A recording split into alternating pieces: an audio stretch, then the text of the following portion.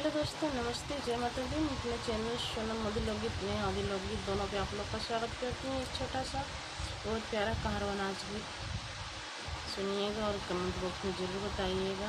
और 2-4 दिन हमारे चैनल पे गाना नहीं पड़ पाया तो उसके लिए क्षमा चाहती हूँ आप सभी से, क्योंकि हमारे मोबाइल में थोड़ी दिक्कत आ गई थी, तो मोबाइल चल नहीं रही थी, तो इसीलिए नहीं डाल पाए, तो उसके लिए आप लोग से क्षमा मांगती हूँ।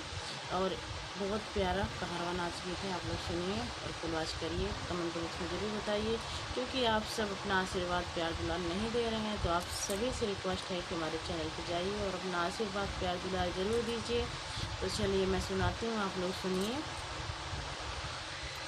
आंगना बहार शावर कोनवा में लगावई हो कि जामी गई लेना, हो कि जामी गई लेना। एक नार मलया मुलवा हो कि जामी गई लेना, एक नार मलया मुलवा हो कि जामी गई लेना। नार मलया मुलवा सावर सिंचाइयों न पावई हो कि आई गए ना, उन हो कि आई गए लेना। उन कर सासुरु सुदिन वालई के आई गए ना। आंगना बहारी सावर कोनवा में लगावई हो कि जामी गई लेना, हो कि जामी गई लेना।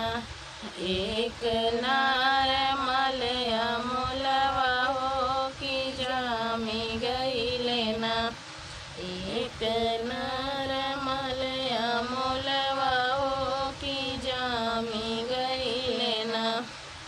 नार मलया मुलवा सावर सिंचाइयों न पावई हो कि आई गए लेना। उन कर जेठवा सुदिन वालई के आई गई लेना, उन कर जेठवा सुदिन वालई के आई गई लेना। आंगना बहार सावर कोनवा में लगावई हो कि जामी गई लेना, हो कि जामी गई लेना। एक नार मलया मुलवा हो कि जामी गई लेना, एक नार मलया मुलवा हो कि जामी गई लेना।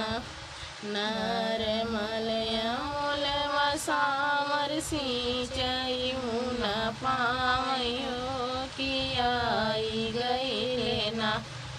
उन कर देवरा सुदिन वालई के आई गई लेना, उन कर देवरा सुदिन वालई के आई गई लेना। आंगना बहार सावर कोनवा में लगावई हो कि जामी गई लेना, हो कि जामी गई लेना। एक नार मलया मुलवा हो कि जामी गई लेना, एक नार मलया मुलवा हो कि जामी गई लेना। नार मलया मुलवा सावर सिंचाइयों न पावई हो कि आई गई लेना, हो कि आई गई लेना। उन कर पियवा सुदिन वालई के आई गई लेना, उन कर पियवा सुदिन वालई के आई गई लेना। आंगना बहारी सावर कोनवा